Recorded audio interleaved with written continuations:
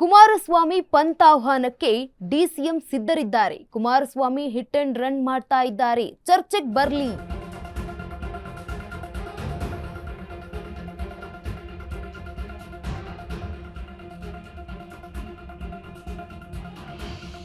DCM ಜೊತೆ ನಾನು ಬರ್ತೇನೆಂದ ಮಾಗಡಿ ಶಾಸಕ ಬಾಲಕೃಷ್ಣ.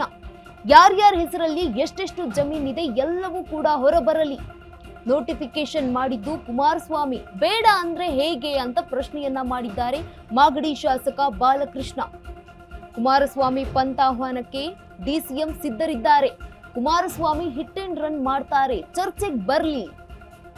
ಡಿಸಿಎಂ ಜೊತೆ ನಾನು ಕೂಡ ಚರ್ಚೆಗೆ ಬರ್ತೀನಿ ಅಂತ ಹೇಳಿದ್ದಾರೆ ಮಾಗಡಿ ಶಾಸಕ ಬಾಲಕೃಷ್ಣ. ಯಾರ್ಯಾರ ಹೆಸರಿನಲ್ಲಿ ಎಷ್ಟೆಷ್ಟು ಜಮೀನಿದೆ ಎಲ್ಲವೂ ಕೂಡ ಹೊರಬರಲಿ.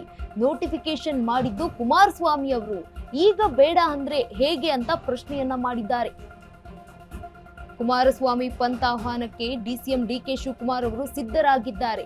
ಕುಮಾರಸ್ವಾಮಿ ಅವರು ಹಿಟ್ ಅಂಡ್ ರನ್ ಮಾಡ್ತಾರೆ. ಚರ್ಚೆಗೆ ಬರ್ಲಿ. ಡಿಸಿಎಂ ಜೊತೆ ನಾನು ಕೂಡ ಚರ್ಚೆಗೆ ಬರ್ತೀನಿ ಅಂತ ಮಾಗಡಿ ಶಾಸಕ ಬಾಲಕೃಷ್ಣ ಅವರು ಹೇಳಿರುವಂತದ್ದು. ಯಾರ್ಯಾರ ಹೆಸರಿನಲ್ಲಿ ಎಷ್ಟೆಷ್ಟು ಜಮೀನಿದೆ ಎಲ್ಲವೂ ಕೂಡ ಹೊರಬರಲಿ. ನೋಟಿಫಿಕೇಶನ್ ಮಾಡಿರುವುದು ಎಚ್ ಡಿ ಕುಮಾರಸ್ವಾಮಿ ಅವರು. ಈಗ ಬೇಡ ಅಂದ್ರೆ ಹೇಗೆ ಅಂತ ಪ್ರಶ್ನೆಯನ್ನ ಮಾಡಿದ್ದಾರೆ ಮಾಗಡಿ ಶಾಸಕ ಬಾಲಕೃಷ್ಣ.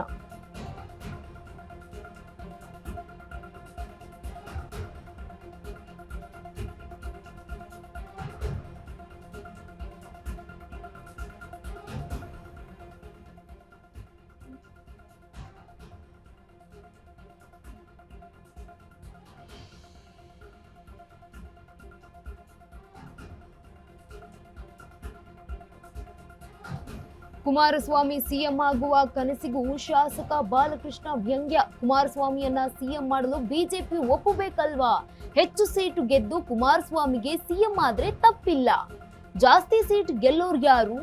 ನಾವು ಸುಮ್ಮನೆ ಕೂರಲ್ಲ ಅಂತ ಹೇಳಿದ್ದಾರೆ. ಜೆಡಿಎಸ್ಗೆ ಕಡಿಮೆ ಸೀಟ್ ಕೊಡೋದು ಕಡಿಮೆನೇ ಗೆಲ್ಬೇಕಲ್ಲ. ಕುಮಾರಸ್ವಾಮಿ 75 ಸೀಟ್ ಗೆಲ್ತೀವಿ ಎಂಬ ಮಾತಿಗೆ ಈಗ ಬಾಲಕೃಷ್ಣ ಅವರು ಟಾಂಗ್ ನೀಡಿದ್ದಾರೆ. ಕುಮಾರಸ್ವಾಮಿ ಸಿಎಂ ಆಗುವ ಆಸೆಗೂ ಶಾಸಕ ಬಾಲಕೃಷ್ಣ ವ್ಯಂಗ್ಯವಾಡಿರುವಂತದ್ದು. ಕುಮಾರಸ್ವಾಮಿಯನ್ನ ಸಿಎಂ ಮಾಡಲು ಬಿಜೆಪಿ ಒಪ್ಪಬೇಕಲ್ಲ. ಹೆಚ್ಚು ಸೀಟ್ ಗೆದ್ರೆ ಕುಮಾರಸ್ವಾಮಿಗೆ ಸಿಎಂ ಆದ್ರೆ ತಪ್ಪೇನಿಲ್ಲ. ಹೆಚ್ಚು ಸೀಟ್ ಬರೋದೇ ಇಲ್ವಲ್ಲ ಅಂತ ವ್ಯಂಗ್ಯವಾಡಿದ್ದಾರೆ. ಜೆಡಿಎಸ್ಗೆ ಕಡಿಮೆ ಸೀಟ್ ಕೊಡೋದು ಕಡಿಮೆನೇ ಗೆಲ್ಬೇಕಲ್ವಾ? ಕುಮಾರಸ್ವಾಮಿ 75 ಸೀಟ್ ಗೆಲ್ತೀವಿ ಎಂಬ ಮಾತಿಗೆ ಈಗ ಬಾಲಕೃಷ್ಣ ಟಾಂಗ್ ನೀಡಿದ್ದಾರೆ.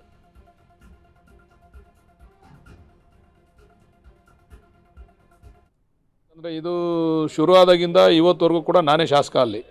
ಅದರಿಂದ ಈ ಪಂತಾಹ್ವಾನವನ್ನು ಸ್ವೀಕಾರ ಮಾಡಲಿಕ್ಕೆ ಉಪಮುಖ್ಯಮಂತ್ರಿಗಳು ತಯಾರಿದ್ದಾರೆ, ನಾವು ಕೂಡ ತಯಾರಿದ್ದೇವೆ. ಇದು ಯಾರು ಅಕ್ವಿಷನ್ ಮಾಡಿದ್ರು, ಯಾರು ವಿರುದ್ಧವಾಗಿ ಅಕ್ವಿಷನ್ ಮಾಡಿದ್ರು, ಅಕ್ವಿಷನ್ ಆದಮೇಲೆ ಅವ್ರು ಎಷ್ಟು ಸರಿ ಮುಖ್ಯಮಂತ್ರಿ ಆದರು, ಮುಖ್ಯಮಂತ್ರಿ ಆದಮೇಲೆ ಅವರು ಅಕ್ವಿಷನ್ ಆದಂಥ ರೈತರ ಬೇಡಿಕೆಗಳನ್ನ ಯಾಕೆ ಅವತ್ತು ಈಡೇರಿಸಲಿಲ್ಲ, ಇವೆಲ್ಲ ಚರ್ಚೆ ಆಗಲಿ ಸಾರ್ವಜನಿಕವಾಗಿ. ಯಾಕಂದರೆ ಕುಮಾರಸ್ವಾಮಿ ಅವರು ರಿಟರ್ನ್ ರನ್ ಕೇಸ್ ಮಾಡ್ತಾರೆ ಯಾವಾಗಲೂ. ಏನೋ ಒಂದು ಹೇಳೋದು, ಏನೋ ಒಂದು ದಾರಿ ದಿಕ್ಕು ತಪ್ಪಿಸ್ತಕ್ಕಂಥದ್ದು. ಇದು ಚರ್ಚೆ ಆಗಬೇಕು ಪ್ರಾಮಾಣಿಕವಾಗಿ. ಇದು ಯಾರು ಮಾಡಿದ್ದು, ಈ ಕೂಸು ಯಾರ್ದು ಅಂತ. ಈ ಕೂಸು ನಾವು ತಲೆ ಮೇಲೆ ಹೊತ್ಕೊಂಡು ಕುಣಿತಾ ಇದ್ದೀವಿ ಅಷ್ಟೇ. ಮಾಡಿದ ಕೂಸು ಅವ್ರದ್ದು, ಅದನ್ನು ನಾವು ತಲೆ ಮೇಲೆ ಹೊತ್ಕೊಂಡಿದ್ದೀವಿ. ಅದೇ ತೀರ್ಮಾನ ಆಗಲಿ. ಈಗ ಅವರೇ ಆಹ್ವಾನ ಕೊಟ್ಟಿದ್ದಾರೆ. ಸ್ಥಳ ಸಮಯ ಎಲ್ಲಿ ಹೇಳಿದ್ರು ಕೂಡ ನಾವು ಬರಲಿಕ್ಕೆ ತಯಾರಿದ್ದೇವೆ. ನಾವು ಉಪಮುಖ್ಯಮಂತ್ರಿಗಳು ಬಂದು ಅದನ್ನು ಚರ್ಚೆ ಮಾಡಲಿಕ್ಕೆ ತಯಾರಿದ್ದೇವೆ. ಯಾವ್ಯಾವ್ದು ಚರ್ಚೆ ಆಗಬೇಕು ಎಲ್ಲ ಚರ್ಚೆ ಆಗಲಿ, ಸಾರ್ವಜನಿಕರಿಗೆ ಸತ್ಯ ಗೊತ್ತಾಗಲಿ. ದಯಮಾಡಿ ಅವರ ಆಹ್ವಾನವನ್ನು ನಾವು ಸ್ವೀಕಾರ ಮಾಡಿದ್ದೇವೆ. ತಲೆ ಬಗ್ಗಿಸಿ ಗೌರವವಾಗಿ ಸ್ವೀಕಾರ ಮಾಡಿದ್ದೇವೆ. ಅದನ್ನು ನಾವು ಅವರು ಕೂಡ ಬಂದು ಆ ಸಭೆಯಲ್ಲಿ ಭಾಗವಹಿಸಬೇಕು ಅಂತ ಮನವಿ ಕೂಡ ಮಾಡ್ತೀನಿ. 20,000 ಯಾರ ಎಕರೆ ಇದೆ, ಅವ್ರ ಹೆಸರಲ್ಲಿ ಎಷ್ಟು ಎಕರೆ ಇದೆ, ಅವ್ರ ಮಗನ ಹೆಸರಲ್ಲಿ ಎಷ್ಟು ಎಕರೆ ಇದೆ, ಅವ್ರ ಹೆಂಡತಿ ಹೆಸರಲ್ಲಿ ಎಷ್ಟು ಎಕರೆ ಇದೆ, ಅವೆಲ್ಲ ಚರ್ಚೆ ಮಾಡೋಣ.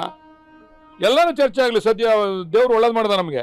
ಅವರೇ ಚರ್ಚೆ ಕರೆದಿರೋದ್ರಿಂದ ಇದು ಸತ್ಯಾಸತ್ಯತೆ ಹೊರಗಡೆ ಬರಲಿ. ಅದೆಲ್ಲ ಚರ್ಚೆ ಮಾಡೋಣ. ನಾವು ತಯಾರಿದ್ದೇವೆ. ಯಾಕಂದರೆ ಇದು